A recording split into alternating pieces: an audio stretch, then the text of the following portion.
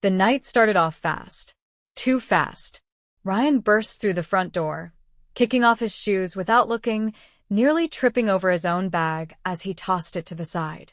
"Aunt Lauren, you gotta see this," he called, his voice full of energy. I barely had time to set down the bowl of popcorn before he was already in the living room, flipping through his phone. "What is it?"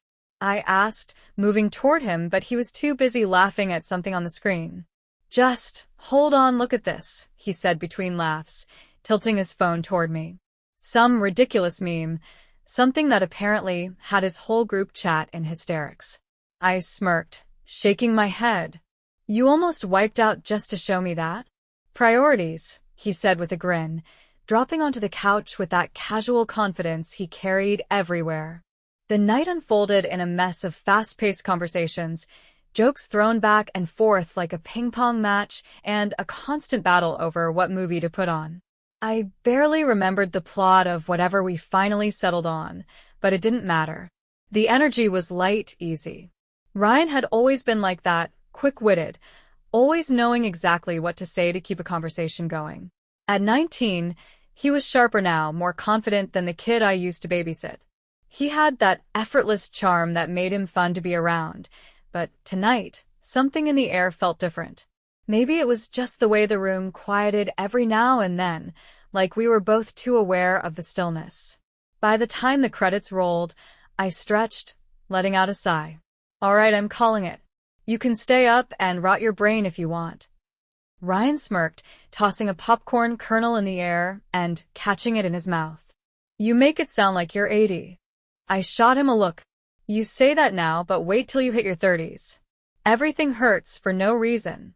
"Noted," he said, grinning as he reached for the remote. "Night, Aunt Lauren." "Night, kid," I said over my shoulder, heading toward my room. The next morning hit fast. Ryan was up early, pacing near the front door as he checked his phone. I barely had time to pour my coffee before he grabbed his keys. "Meeting some friends, be back later," he called. I nodded, sipping my coffee. "Don't do anything stupid." "No promises," he shot back with a wink before slipping out the door. Silence. For the first time in hours, the house was still. I took a deep breath, stretching my arms before heading upstairs. With the house to myself, I finally let my guard down. I moved to my room, shutting the door just enough to feel comfortable, letting the weight of the morning fall off my shoulders. I scrolled absently through my phone, flipped through some old photos, let my mind drift. Then footsteps. Fast. Close. I barely had time to react before the door pushed open, and there he was. The day sped by like a runaway train, but every moment carried a strange, heavy undercurrent I couldn't explain. Ryan hadn't said much since the morning, and the silence between us was almost louder than words.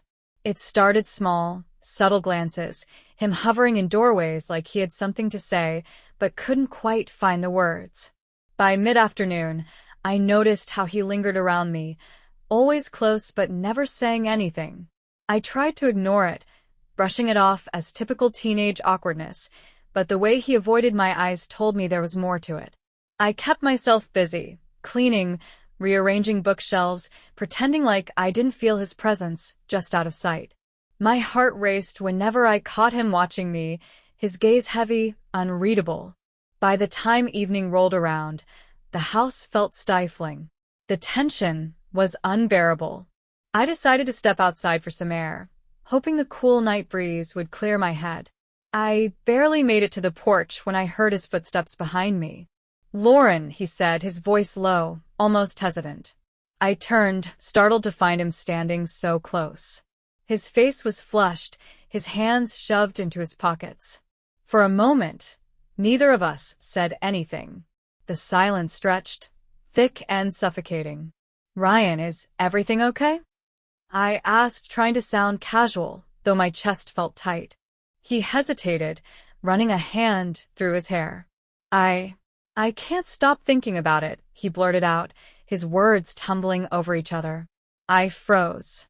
The weight of his confession hit me like a wave, and I didn't know how to respond. "Ryan," I started, but my voice faltered. This, whatever you're feeling, it's nothing. It's just emotions can be confusing sometimes. It's not nothing, he cut in, his voice firm. You felt it too. I know you did. His words hung in the air like a live wire. My heart was pounding so loudly, I was sure he could hear it. I wanted to deny it, to shut it down before it spiraled out of control, but the look in his eyes stopped me. Ryan, this isn't right, I said, my voice trembling. You need to let it go. But even as I spoke, my own resolve wavered. There was something in his gaze, raw, unfiltered, that stirred emotions I hadn't felt in years. I hated myself for it, for even letting the thought cross my mind. I've tried, he said softly, stepping closer. I can't. The air between us crackled with tension. I could feel the heat radiating off him, the intensity of his emotions pressing down on me. I wanted to run, to put as much distance between us as possible, but my feet stayed rooted to the ground. Ryan, I whispered, my voice barely audible. He reached out, his fingers brushing against my arm, a light, almost tentative touch, but it sent a shockwave through me. My breath hitched, and for a moment, I couldn't think, couldn't move. I'm sorry, he said, pulling his hand back. I needed you to know. Before I could respond, he turned and walked back inside, leaving me alone on the porch with my racing thoughts. The cool night air did nothing to calm the storm raging inside me. I leaned against the railing, my hands trembling. This was wrong, so wrong, but I couldn't shake the way his words had made me feel. Seen. Wanted. Alive. I closed my eyes, taking a deep breath.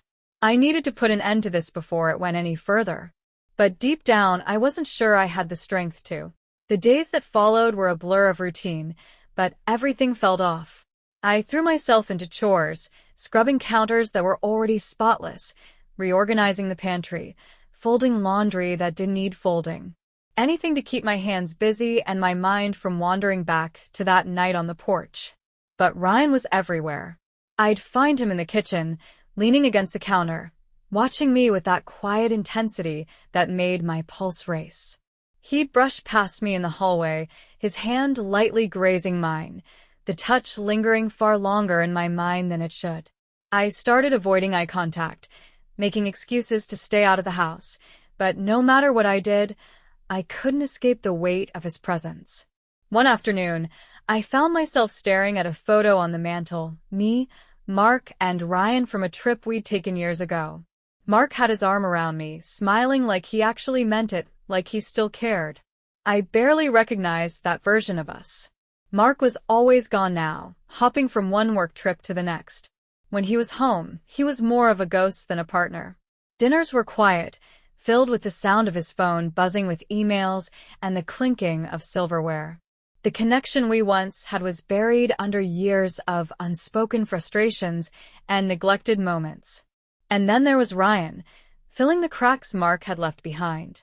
The way he looked at me, the way he listened when I spoke, it was intoxicating and terrifying all at once. I hated myself for even letting it cross my mind, but the loneliness I'd buried for so long was clawing its way to the surface. That evening, I decided to confront it head-on. I needed to set boundaries before the lines blurred any further. Ryan was in the backyard, tossing a basketball aimlessly at the hoop.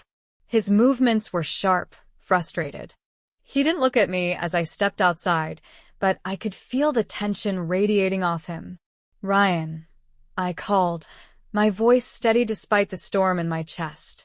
He stopped mid-shot, the ball rolling away as he turned to face me. I think we need to talk, I said, my arms crossed tightly over my chest. He nodded, wiping sweat from his brow. Okay. I hesitated, the words catching in my throat. How could I say it without making things worse? Whatever's happening, it needs to stop, I said finally. You're my nephew. This isn't right. His jaw tightened, his hands balling into fists at his sides. It doesn't feel wrong, he said, his voice low but firm. It is, I insisted, stepping closer. You don't understand. I understand more than you think, He cut me off, his voice rising.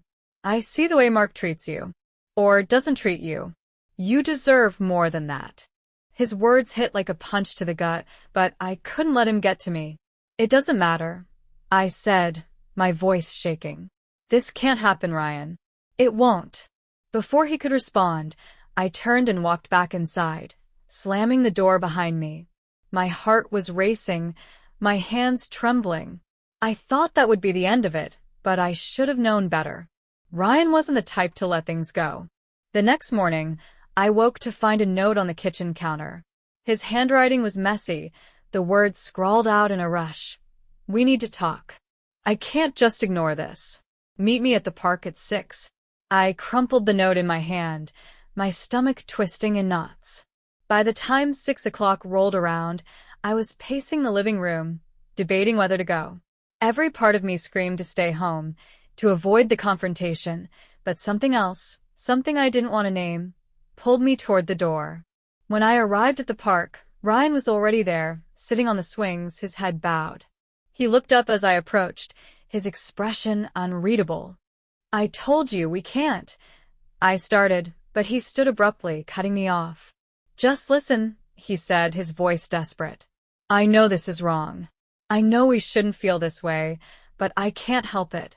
You're the only person who really sees me, who really cares. I froze, his words slicing through every defense I'd built. Ryan, I whispered, my voice barely audible. You don't have to say anything, he said, stepping closer. I just needed you to know. The space between us was almost non-existent, the air charged with everything unsaid. My heart was pounding, my mind racing. I needed to walk away, to end this before it spiraled out of control, but my feet wouldn't move. And then, just as I opened my mouth to speak, my phone buzzed in my pocket. Mark's name flashed on the screen, breaking the moment like glass shattering. I took a shaky breath, stepping back. I have to go, I said, turning on my heel and walking away without looking back. But even as I left, I knew this wasn't over. It was only a matter of time before everything came crashing down. The text came late, just as I was settling onto the couch with a cup of tea, trying to drown out my racing thoughts with the mindless noise of a TV drama.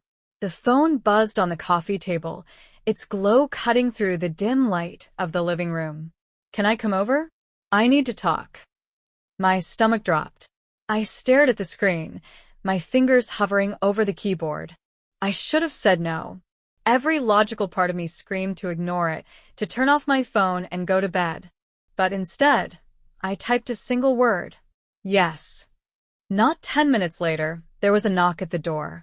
It was soft but deliberate, like he already knew I was awake and waiting.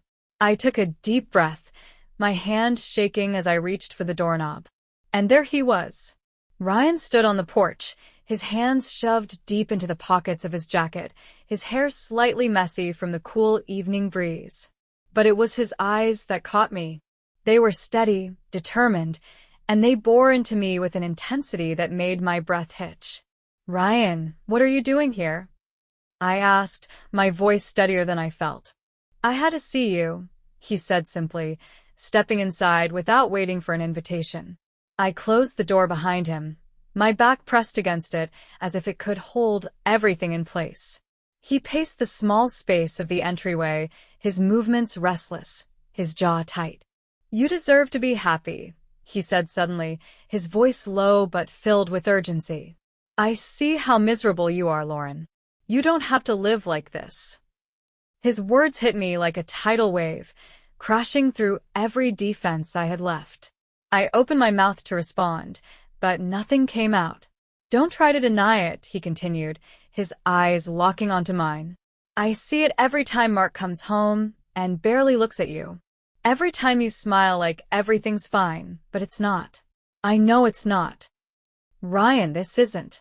Why do you stay with him? He interrupted, his voice rising slightly. He doesn't see you. He doesn't care about you the way you deserve. I felt like the walls were closing in. The room seemed smaller, the air heavier. This isn't about Mark, I said weakly, though I wasn't sure if I even believed it. Isn't it? He countered, stepping closer. You're not happy, Lauren. You haven't been for a long time. And you don't have to pretend with me. His words broke something in me, something I'd been holding together with frayed threads for far too long. I turned away, wrapping my arms around myself as if I could hold myself together, but I felt him move closer. Ryan, this is to stop, I whispered, my voice trembling. I can't stop, he said softly, and suddenly he was right there, so close I could feel the warmth radiating off him. I turned to face him, and the look in his eyes made my heart stutter. There was no hesitation, no doubt. Just raw, unfiltered emotion. You don't have to keep pretending, he said, his voice barely above a whisper. Before I could think, before I could stop myself, he reached out, his hand brushing against my arm. The touch was electric, sending a jolt through me that I couldn't ignore. My breath caught, and for a moment, the world around us disappeared. We were too close. I could feel it, the pull, the tension that had been building for weeks, threatening to snap. Ryan, I said softly, my voice barely audible. And then it happened. He leaned in, his movements slow but deliberate, giving me every chance to pull away. But I didn't. I couldn't. His lips brushed against mine, tentative at first, but then more certain as I found myself leaning into him. It was like the dam had finally broken, and all the emotions, all the tension, came flooding out. The kiss was a whirlwind, desperate, unrestrained, and filled with everything we'd been trying to ignore. When we finally broke apart, the silence that followed was deafening. We stood there, breathless, staring at each other like the world had shifted beneath our feet.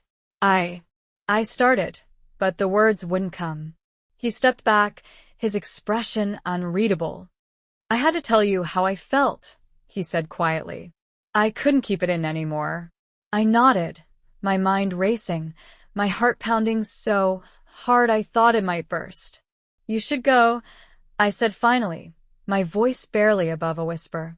For a moment he didn't move, his eyes searching mine. Then slowly he nodded. Good night, Lauren, he said, his voice soft but filled with a weight I couldn't ignore.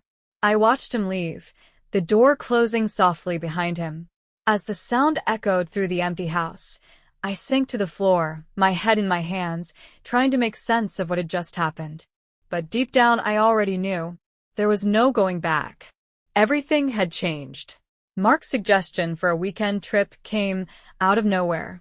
He mentioned it casually over breakfast one morning, his eyes barely lifting from the newspaper. We haven't had time together in ages. Maybe we should get away, he said, sipping his coffee like he was discussing the weather. I stared at him, unsure if he was serious. When was the last time he'd even noticed me enough to suggest something like this? But the way he said it, like it was an obligation rather than a genuine desire, made my chest tighten. Still, I agreed. That sounds nice, I said, forcing a smile. The trip felt like it should have been a reset, a chance to rebuild what we'd lost. But from the moment we packed the car, I knew it wasn't going to work. Mark's phone buzzed incessantly, and he checked it every chance he got, his attention split between me and whatever crisis his colleagues couldn't handle. The drive to the cabin was quiet, not the comfortable kind of silence, but the heavy, suffocating kind that made you acutely aware of every second ticking by. I tried to make small talk, asking about work, his coworkers, anything to bridge the growing chasm between us. He gave curt, distracted answers, his focus shifting back to his phone. When we arrived, the cabin looked idyllic, nestled by a serene lake, surrounded by tall pines swaying gently in the breeze. But even the beauty of the place couldn't quiet the storm inside me. We unpacked in near silence. Mark set up his laptop at the small wooden desk by the window, muttering something about checking emails. I stood by the bed, staring at my suitcase, feeling like I didn't belong there. The first evening passed in awkward normalcy. We cooked dinner together, if you could call it that. He chopped vegetables without looking up, and I stirred a pot of soup, my mind 1,000 miles away. At one point, he reached for a wine glass, and for a fleeting second, I imagined it was Ryan's hand brushing mine instead. The thought made me freeze, and I nearly dropped the ladle. "Everything okay?" Mark asked, finally looking up. I nodded quickly, avoiding his gaze. Yeah, fine. But it wasn't fine. Nothing was. That night, as I lay in bed next to him, his soft snores filling the room, my thoughts spiraled back to Ryan. I replayed that moment at the door. The look in his eyes, the heat of his touch, the way his words had pierced through every wall I'd built. I tried to shake it off, reminding myself that this trip was supposed to be about us, about fixing what was broken in my marriage. But the truth was, it felt like I was holding on to the shattered pieces of something that had already crumbled beyond repair. Mark stirred beside me, turning over, his back now to me. I stared at the ceiling, my mind racing. I couldn't stop comparing the two of them, Mark's cold indifference against Ryan's raw intensity. Mark saw me as a fixture in his life, something static and unchanging, while Ryan made me feel alive.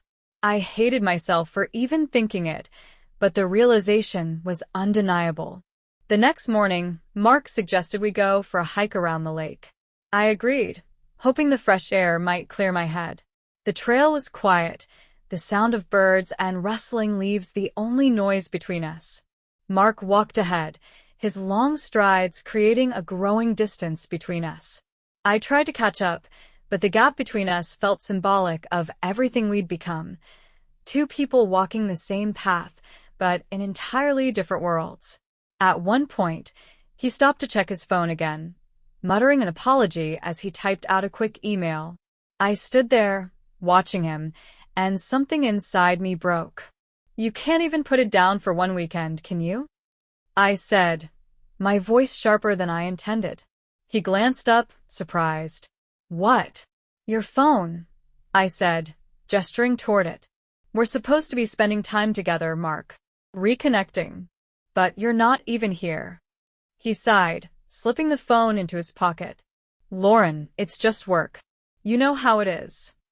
"Yeah," I said bitterly. "I know exactly how it is. That's the problem." He didn't respond, just turned and kept walking.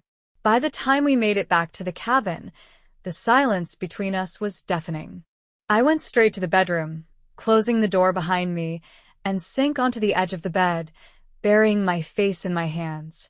I couldn't do this anymore. The trip wasn't going to fix us. Nothing could. That night, as Mark worked late on his laptop, I sat alone by the fireplace, staring into the flames. My phone buzzed on the coffee table, and my heart leapt as I saw Ryan's name on the screen. "I'm thinking about you." I stared at the message, my thumb hovering over the keyboard. I knew I shouldn't respond, but I couldn't stop myself. "Me too." The words sent a shiver down my spine, and for the first time in days, I felt something other than emptiness. But as the fire crackled and Mark's quiet typing filled the cabin, I knew I was standing on the edge of a cliff, one step away from falling into something I couldn't undo. The days after the cabin trip blurred together. Mark returned to his usual routine of work calls and late nights, barely noticing me as more than a shadow moving through the house. I threw myself into errands, cleaning, anything to keep my mind occupied. But no matter what I did, one thought persisted. Ryan. He was everywhere, in the corner of my mind, in the spaces between my thoughts. I hated how often I replayed the moments we'd shared, the way his touch lingered long after he was gone. I tried to avoid him. For days, I ignored his texts, his subtle glances at family dinners. But the tension between us was like a rubber band stretched to its limit, ready to snap. One evening, I was in the kitchen, scrubbing dishes harder than necessary, when I felt it again, his presence. I turned, and there he was, leaning against the doorway. "Hey," he said softly. I forced a smile, but my chest tightened. "Hey. You need something?" He shook his head, his gaze never leaving mine. "Just wanted to check on you."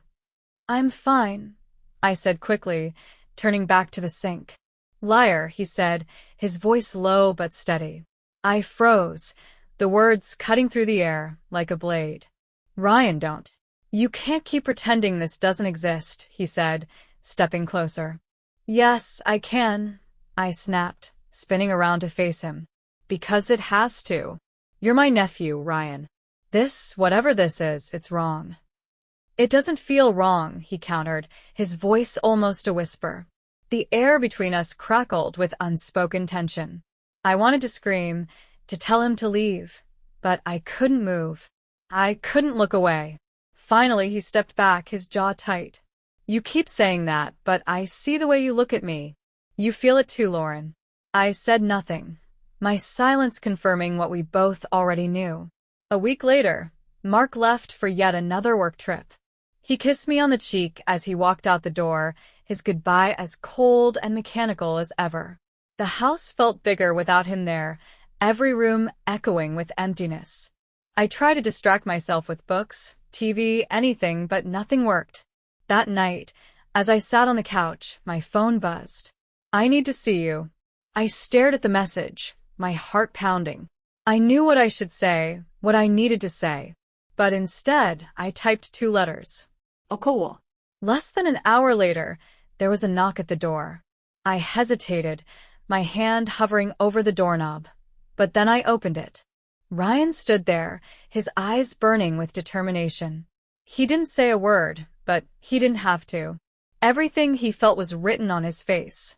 I stepped aside and he walked in.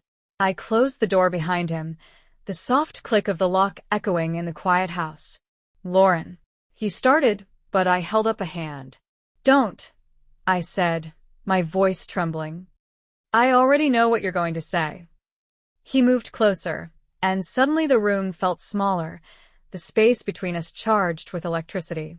I can't stop thinking about you, he said, his voice low. Ryan, we can't, I whispered, though my own voice betrayed me.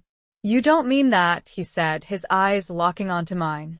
Before I could respond, he closed the distance between us. His hand brushed my cheek, and I froze, every muscle in my body screaming at me to move, to stop this. But I couldn't. When he kissed me, it was like the floodgates opened. Every wall I'd built, every excuse I'd made, crumbled in an instant. I kissed him back, my hands clutching his jacket, as if letting go would break me. We stumbled back toward the living room, the world outside disappearing as we gave in to everything we'd been trying to deny.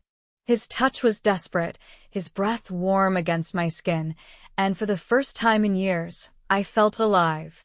But even in the heat of the moment, a voice in the back of my mind screamed that this was a mistake, that there was no coming back from this. When we finally broke apart, we were both breathless, the reality of what had just happened sinking in.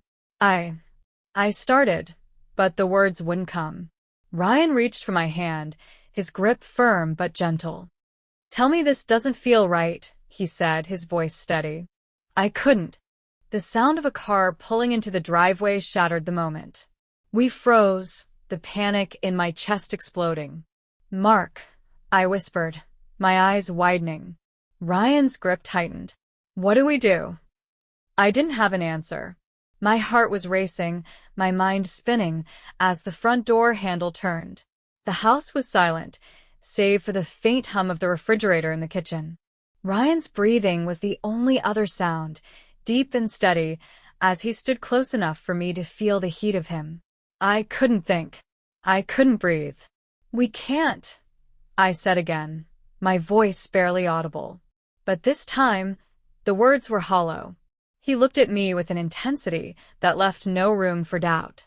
His hand brushed against mine, and it was as if every barrier I'd fought so hard to maintain disintegrated in an instant.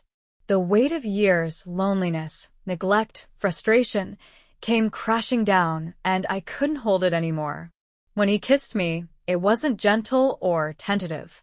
It was desperate, raw, like everything we'd been holding back had finally broken free. I didn't stop him. I couldn't. My hands found his face, pulling him closer as if he was the only thing keeping me tethered to the ground. We moved blindly, stumbling into the living room. The world outside ceased to exist, the weight of right and wrong fading under the heat of the moment. "Lauren," he murmured against my skin, his voice thick with emotion. It was dangerous. It was reckless. But for the first time in years, I felt alive. And then the doorbell rang. We froze, the sharp sound slicing through the haze like a knife. My heart stopped as I looked toward the door, panic setting in. "Who could that be?" Ryan whispered, his voice tight with unease. "I don't know," I said, my voice trembling. The doorbell rang again, louder this time, followed by a firm knock. I pushed away from Ryan, my mind racing. "You have to go," I hissed, motioning toward the back door. But before he could move, the knocking grew more insistent. "Lauren," a voice called from the other side. It wasn't Mark. It wasn't anyone I expected. My stomach dropped as I recognized the voice, familiar, unmistakable. The one person who could unravel everything. Ryan and I exchanged a panicked glance, his face pale. "Lauren, open the door," the voice demanded, sharp and impatient. My hand trembled as I reached for the doorknob. Ryan stood frozen behind me, his expression a mixture of fear and confusion. I opened the door, and there they stood. The moment hung in the air, heavy and suffocating. Their eyes darted between me and Ryan, their expression darkening as realization set in. "Care to explain?" they said, their voice cold, piercing through the room like a dagger. Ryan stepped forward, his face hardening, but I grabbed his arm, my own fear bubbling over. "Please," I whispered, but I wasn't sure who I was begging. The tension was unbearable, the air crackling with unspoken accusations. What happened and who was really behind the door? Write in the comments.